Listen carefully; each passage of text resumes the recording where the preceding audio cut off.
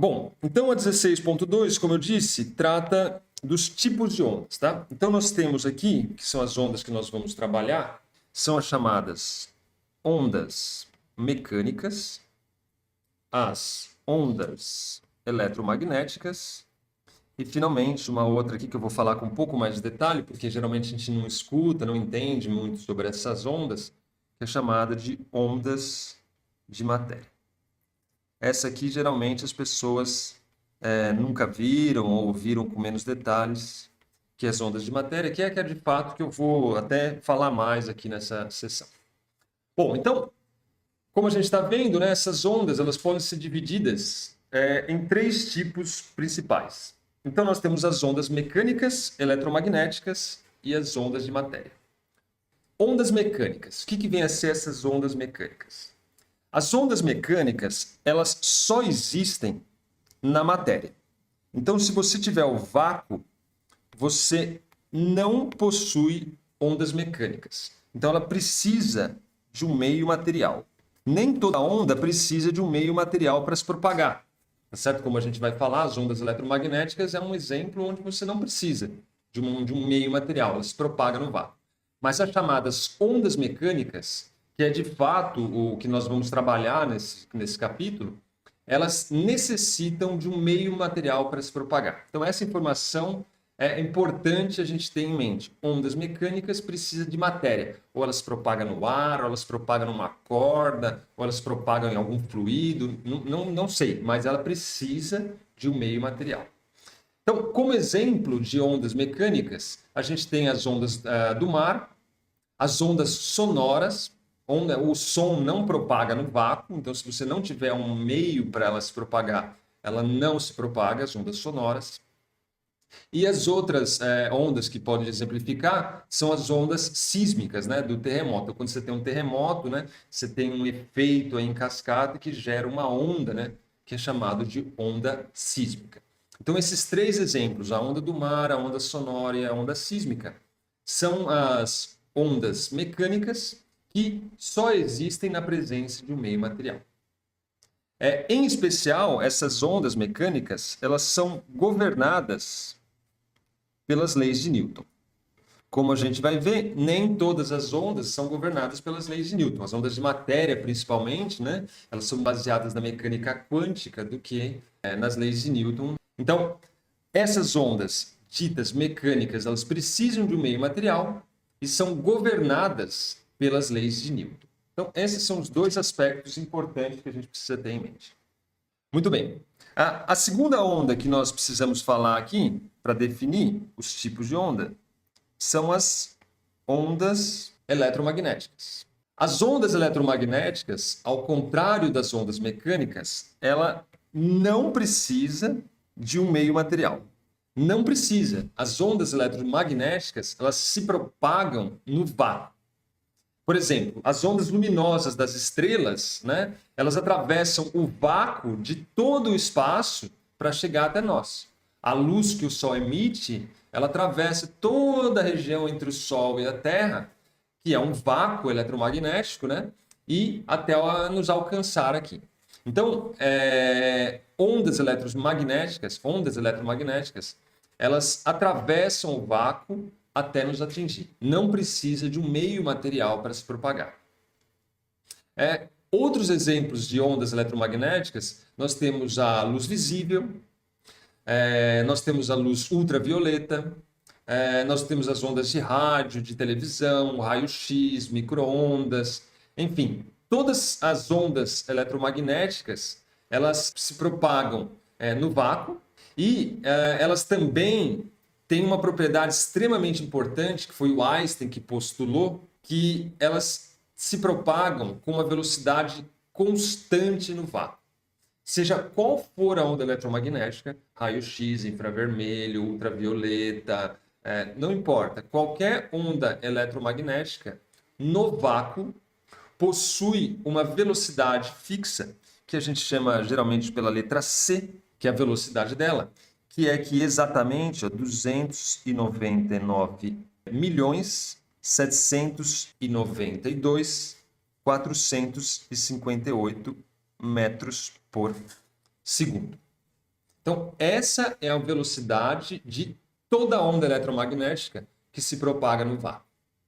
Ok? Se ela estiver no meio material, aí essa velocidade tende a decair, né, dependendo do meio em que ela está se propagando. Tá? Mas no vácuo, essa é a velocidade que a onda se propaga. E, na realidade, essa é a máxima velocidade que a gente pode obter na natureza. Né? Pela relatividade de Einstein, essa velocidade ela é o topo. Você não consegue lançar um objeto, ou mesmo tendo matéria ou não tendo matéria, com velocidade acima desse valor. Então, 299.792.458 metros por segundo é o limite superior aí da velocidade na natureza. Tá? Para você ter uma ideia de quanto isso é rápido, né? A velocidade do som está nessa escala aqui, ó. É por volta de 343 metros por segundo. Então, a velocidade do som está aqui, ó. Você tem ainda mais milhões ainda para poder chegar próximo à velocidade da luz. Por exemplo, a Terra ela possui aí um diâmetro de mais ou menos 40 mil quilômetros, né? Então você vê a velocidade da luz, se a gente transformar em quilômetros, dá 299 mil quilômetros.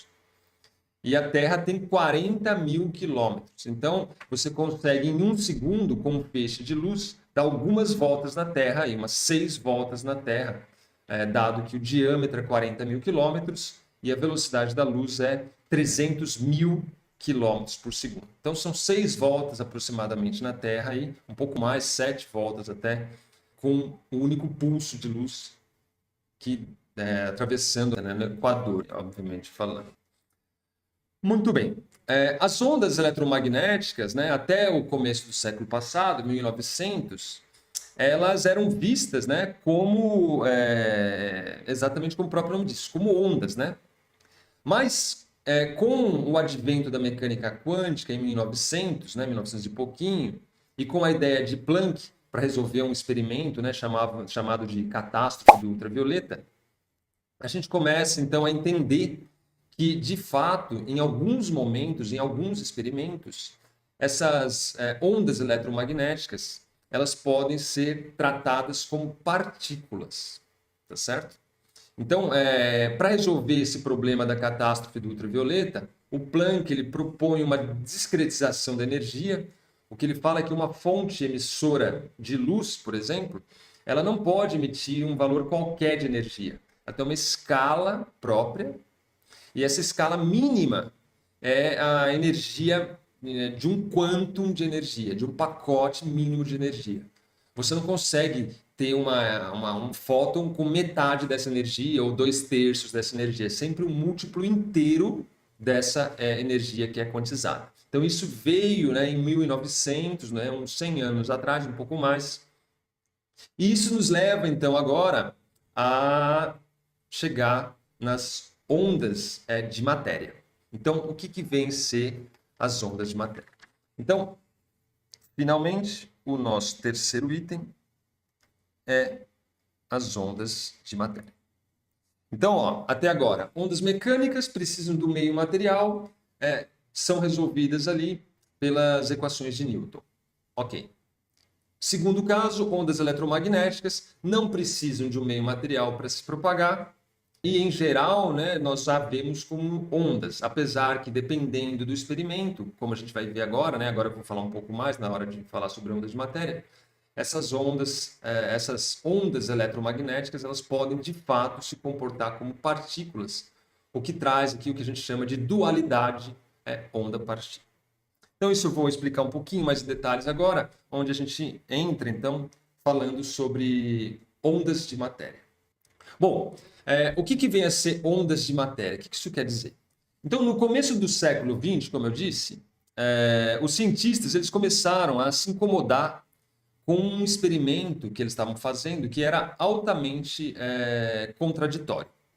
Então, como eu disse, até aquele momento entendia-se a luz como uma onda. Mas o que eles observaram é que, em certos experimentos, essas ondas eletromagnéticas elas se comportavam, de fato, como partícula. Então, o Einstein, por exemplo, ele levou o prêmio Nobel dele pela descrição do que a gente chama de efeito fotoelétrico. Então, o que vem a ser o efeito fotoelétrico? Então, a luz incide sobre o metal. Então, eu estou descrevendo o efeito fotoelétrico. Você pega um metal e põe uma luz incidindo sobre esse metal. O que a gente observa do experimento é que essa luz ela arranca elétrons do material se essa luz tiver uma certa energia mínima. Então, dado que você vai aumentando essa energia da luz, chega algum momento que ela começa a arrancar elétrons desse material. Para a gente tentar explicar esse efeito, a gente não consegue fazer isso através de uma dinâmica imposta por ondas mecânicas. Então, ondas mecânicas não respondem e não conseguem descrever o efeito fotoelétrico. Então, se a gente fizer uso das ondas mecânicas, o que a gente vai obter é um resultado errado. A gente não consegue descrever com precisão esse efeito que é chamado de efeito fotoelétrico.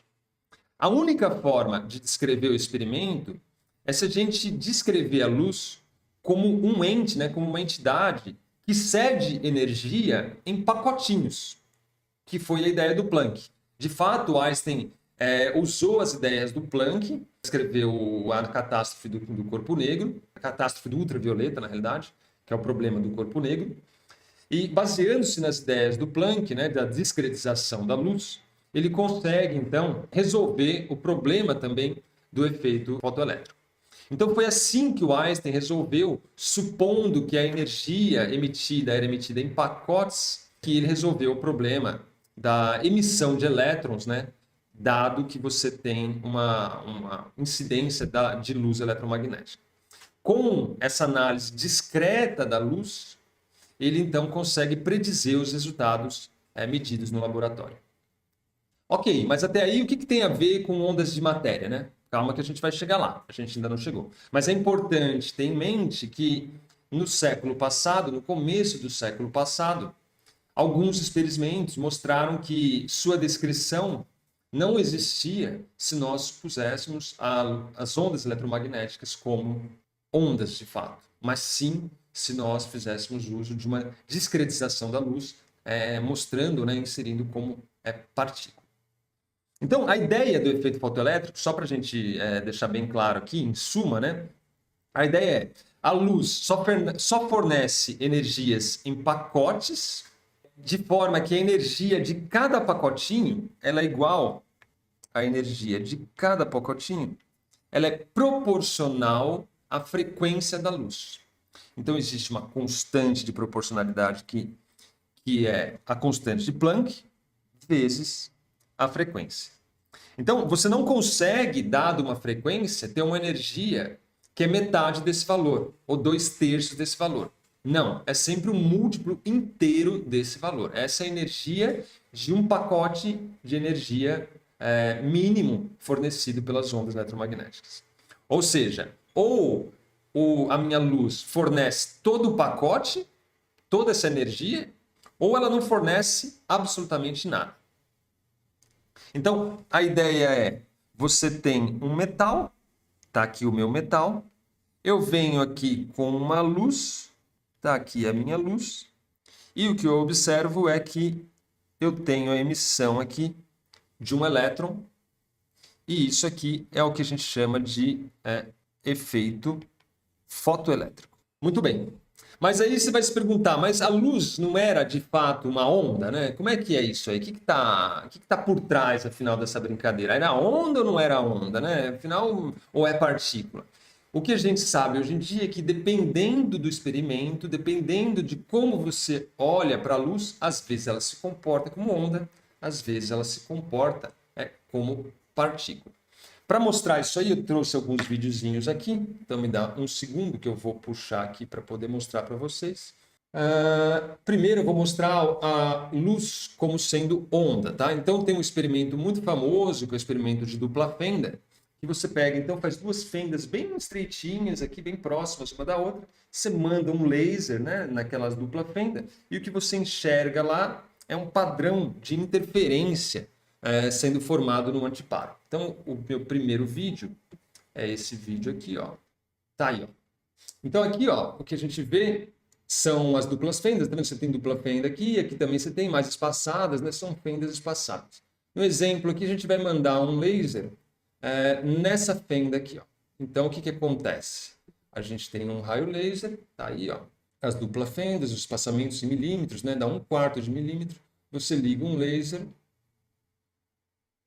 alinha ele com a dupla fenda, e o que você observa, então, lá na frente, ó, é um padrão de interferência, o que mostra, né, para a gente, ou pelo menos é o que induz. Olha lá, esse tem uma luz, ó, veja só, você tem um feixe aqui bem forte, depois você tem laterais aqui menores, aí você vai diminuindo, diminuindo. Então aqui você tem, aparentemente, né, um padrão de onda, demonstrando, né, até então se entendia, demonstrando que a onda, que a luz eletromagnética é de fato uma onda. Está aí o padrão de interferência. Se ela fosse partícula, não seria algo assim que a gente esperava, né? Seria algo diferente.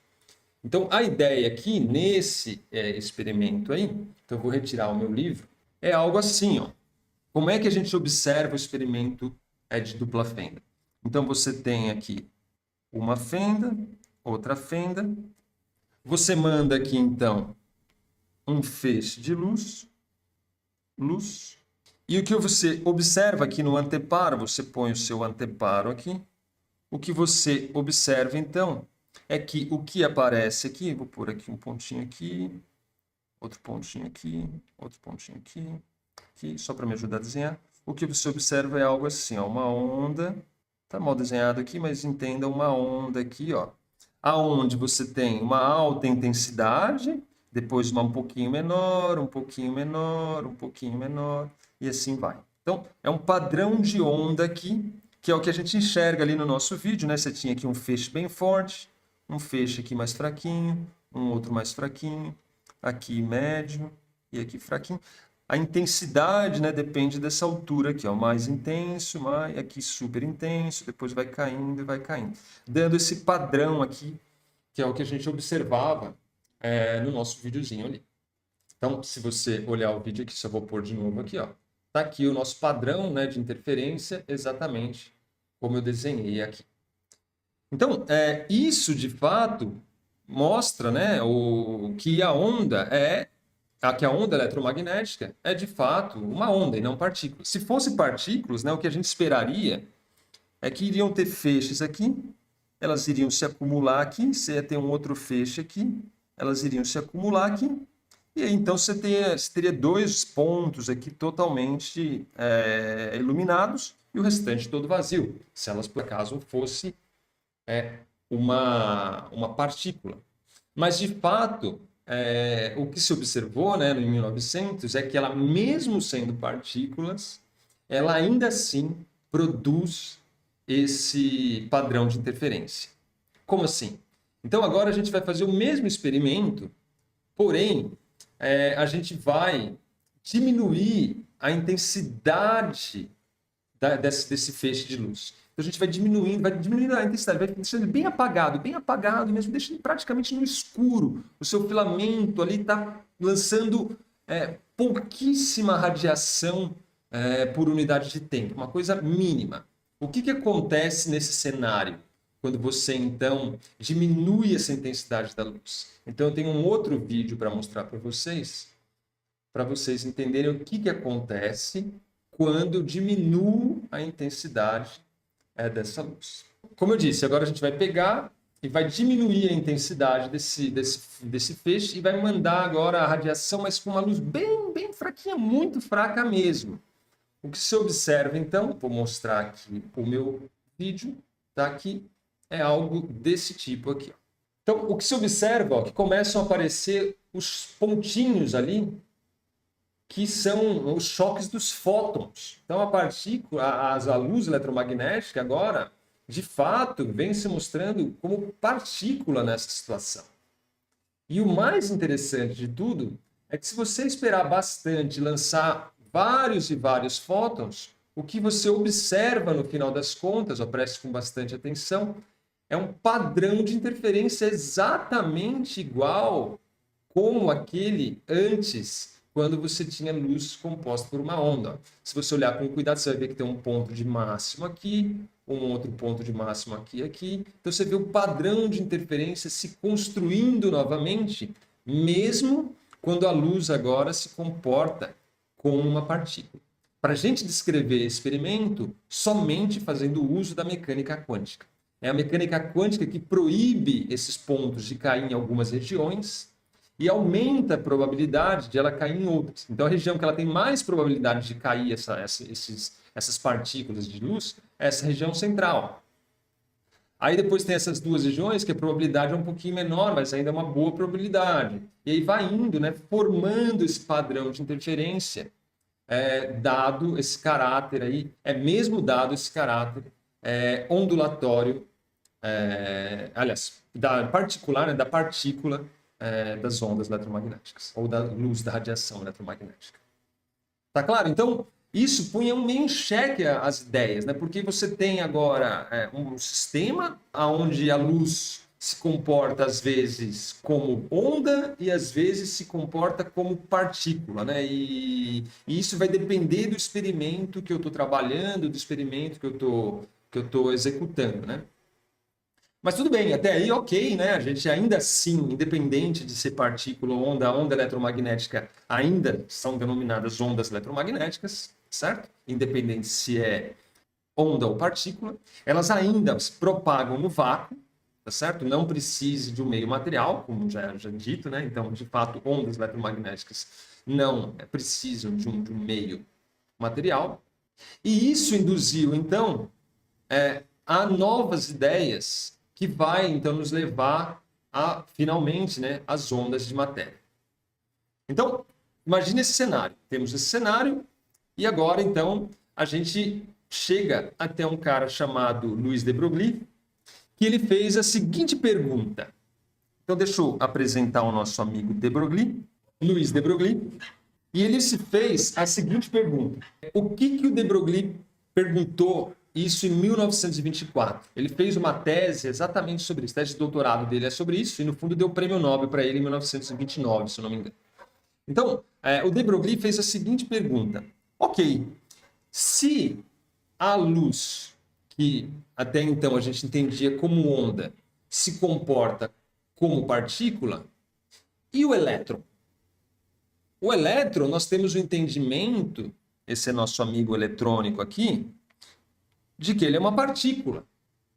Então, no efeito fotoelétrico, você tem um elétron sendo emitido. E se antes era tido como onda, né, a luz eletromagnética, e hoje pode ser partícula, por que a gente não pensa o mesmo do elétron? Será que o elétron, que hoje nós pensamos como partícula, né, na época dele, não pode, de fato, se comportar como onda? Talvez os elétrons, né, que hoje, né, vamos pensar na ideia de de Broglie, que hoje nós pensamos como partícula, eles podem, de fato, agir como ondas.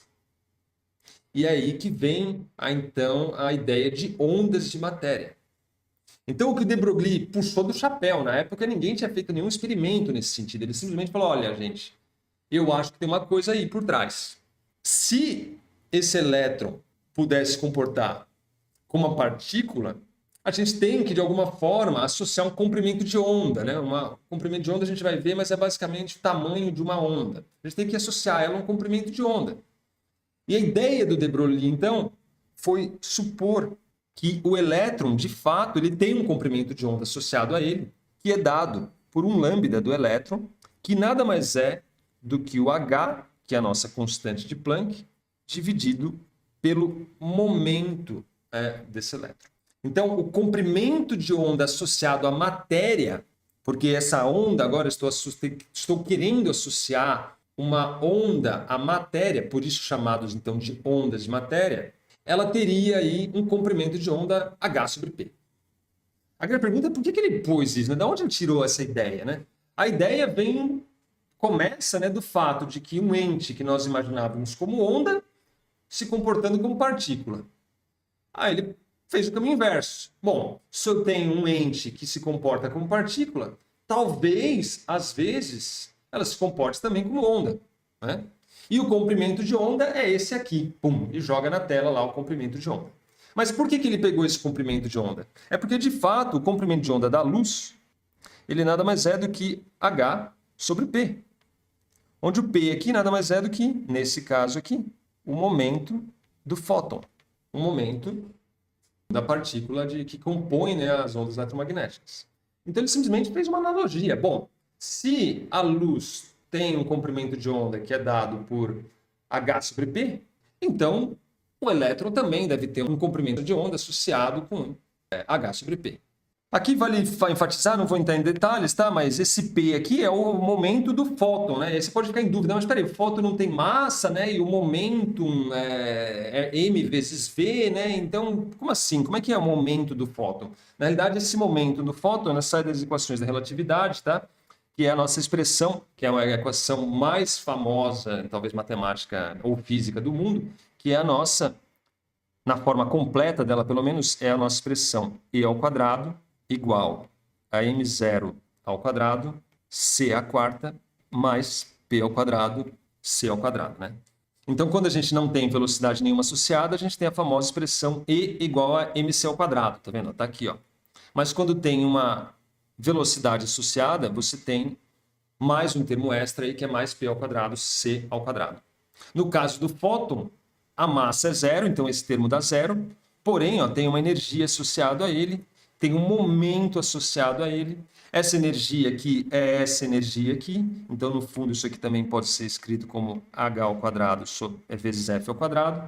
E daí, fazendo alguns truques matemáticos, uma álgebra básica, você tira que você tem um momento associado também à luz. Então, dado esse momento, esse comprimento de onda associado à luz, que é h sobre p, o de Broglie vai com a mesma ideia, né? E simplesmente fala, olha, eu acredito que o elétron também tem um comprimento de onda associado a ele. E esse comprimento de onda é exatamente, né, análogo ao que a gente tinha para as ondas eletromagnéticas. Então, as pessoas já conheciam essa expressão aqui para o fóton, né? Que o lambda é igual a H sobre P. O que o de Broglie fez, né, que foi pioneiro, né? Ele foi o primeiro a sugerir que talvez o mesmo também valha para a matéria, como os elétrons, prótons, nêutrons. Então, talvez essas partículas também tenham um comprimento de onda associado a ela. E aí a grande pergunta é como testar. Então, você precisa de um experimento de dupla fenda, né? O único problema, né, é que o experimento de dupla fenda, nesse caso, a fenda ela tem que ser muito, muito próxima. Porque a gente só enxerga esse padrão de interferência quando o comprimento de onda da luz é da ordem do comprimento das fendas. Então, quando for mais ou menos da ordem, você tem, ou seja, a distância entre as fendas tem que ser da ordem do comprimento de onda da luz. Quando você tem isso, você enxerga esse padrão de interferência. O problema é que esse comprimento de onda aqui do elétron, se você fizer as contas, calcular o momento, calcular H, é da ordem de angstrom. É de 10 a menos 10 metros. Então, a fenda, na realidade, que você precisa construir para poder enxergar isso aí, ela é muito, muito pequena. Na verdade, ela é da escala atômica, né? Então, você precisa fazer fendas para você testar a hipótese do de Broglie. Você precisa de fendas muito, muito próximas, na ordem de angstrom. 1 angstrom, 2 angstrom, por aí. Mas, de fato, isso pode ser feito. As pessoas já fazem isso no laboratório, já fizeram isso no laboratório lá no começo do século passado. Então, o comprimento de onda do elétron, se você calcular aqui, ó, ele é da ordem, né, aproximadamente 1,5 angstrom, de forma que nós precisamos, né, de fendas nessa escala. E a grande pergunta, então, dado que a gente pode fazer agora esse experimento, mas usando um feixe de elétrons, será que, de fato, a gente vai obter um comportamento ondulatório, formando, então, assim, o que nós chamamos de onda de matéria, ou seja, a matéria, próton, elétron, nêutron, se comportando aí como, em algumas circunstâncias, como uma onda? Então, para responder essa pergunta, eu trago mais um vídeo onde agora a gente faz esse mesmo experimento que a gente fez para a luz aqui, ó, esse aqui, agora usando um feixe de elétrons. Será que de fato vai aparecer um padrão de interferência como esse aqui? Essa era a pergunta que a gente procura responder. Essa que é a grande questão. Então, vamos trazer o vídeo para vocês aqui. Tá aí, então, tá aqui, ó.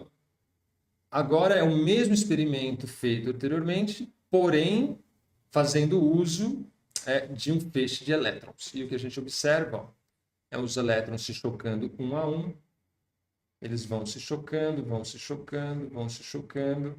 E o que a gente vai observando no final das contas é também, como a gente vai chegar já adianta um pouquinho mais. Cadê? Nada, nada, nada. Opa, olha lá, isso demora, né? Um experimento longo, mas se você se atentar, prestar atenção, o que você vê no final das contas é, de fato, um padrão também de interferência. Note que você tem uma região central, onde os elétrons batem mais, tem umas regiões laterais, onde eles batem menos, formando, assim como a luz, um padrão também de interferência. É isso que nós chamamos de ondas de matéria. São situações onde a matéria, como o próton, o elétron, eles se comportam como ondas. Tá? Por que a gente não vê outras matérias, né, materiais mais pesados, se comportando como onda? Porque o comprimento de onda de partículas cada vez maiores, né, vai ficando cada vez menor, de forma que você não vai nunca observar um padrão de interferência, visto que você tem um comprimento de onda de 10 a menos 10 angstrom. Né? Quer dizer, então você não tem fendas, não tem tamanho de fenda para demonstrar a característica, né, ondulatória dessas matérias. Porém, partículas subatômicas, elétrons, prótons, nêutrons, você tem aí um comprimento de onda ainda pequeno, mas factível, né, da ordem de angstrom, onde você pode, então, analisar e observar o padrão ondulatório dessas partículas. Isso, então, define aí o que vem a ser ondas de matéria. Beleza? Então, essa é a seção 16.2. Definições de ondas mecânicas, definição de onda eletromagnética. Ondas mecânicas precisam do material para se propagar, são regidas pelas leis de Newton. Ondas eletromagnéticas não precisam de um material para se propagar e, de fato, né, elas são regidas pelas leis da mecânica quântica. E, finalmente, as ondas de matéria, que são aquelas associadas, né, a uma característica ondulatória da matéria, como elétrons, prótons e nêutrons, né, que é quando a gente consegue observar. Então, você tem associado a ela também um padrão ondulatório, que a gente chama, então, de ondas de matéria, porque tem associado, né, essas ondas à própria matéria em si, um objeto com massa, e mesmo assim a gente observa um padrão de interferência.